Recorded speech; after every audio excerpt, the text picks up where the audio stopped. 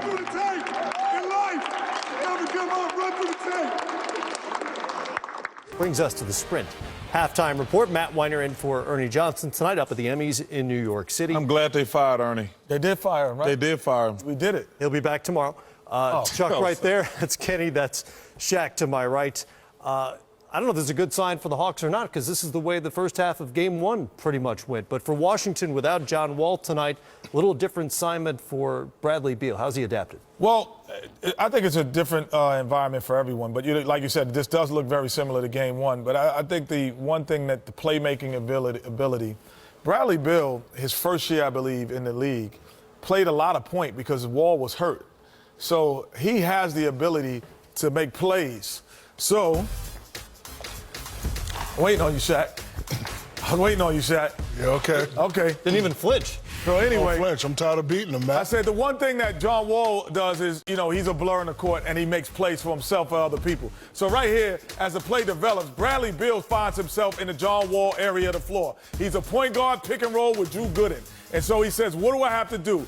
All of a sudden they switch. Now when you switch, freeze it here. You would think that most guys who aren't accustomed to being at this position would either swing it or they would post up the bigger guy on the small guy, post up Gooden. Bradley Beal says, no, you open the floor for me because I'm still a playmaker and I can get into the rim.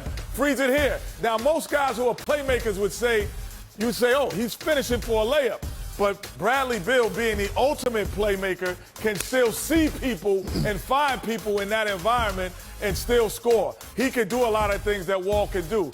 Another guy we forgot. I forgot about this. This guy has been a playmaker, so freeze it, his whole career. He gets you off. He's slow as molasses, but he gets you off your feet because he knocks down the three. Paul Pierce then allows himself to create off the dribble, find people in traffic the same way, finish. Oh, you don't finish, but you're close enough to tap it back in. So two guys who, for a game, not for a lifetime, but for a game, can be playmakers. Pierce and Wall also each have 9 points apiece for the Wizards. Atlanta was second in the league in assists per game in the regular season. They're number one in the postseason so far in that category.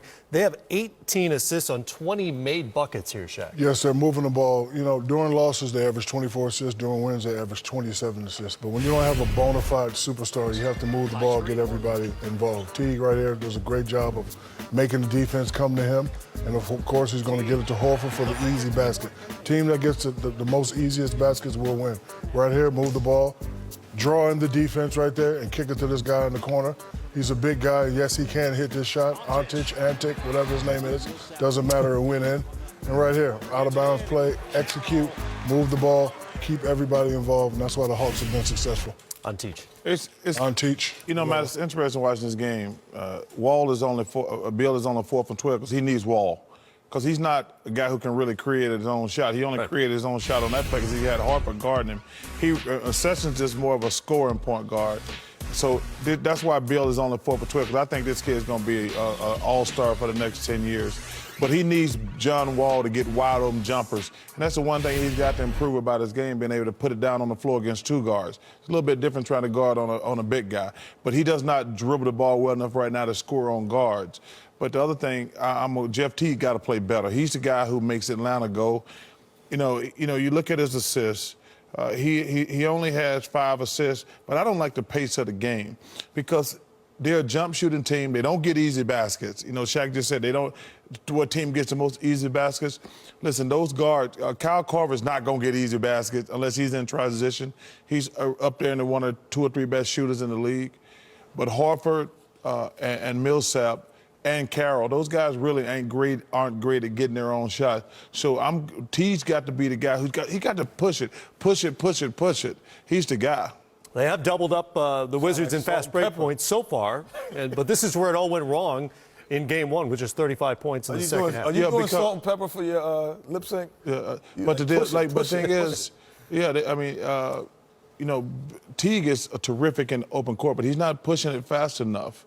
And that's the problem Atlanta has right now because, you said they had him right where they wanted him, but the difference is the Wizards got more closers down the stretch. They had Wall, but he's not there tonight. They got Beal and Pierce. So Atlanta does not want a close game. Do you have a soundtrack?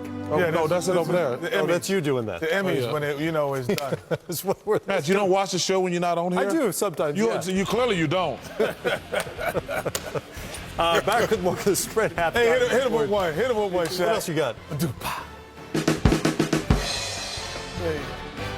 Welcome to the Sprint Halftime Report. Bring in your Verizon or AT&T bill, and we'll cut your rate plan in half.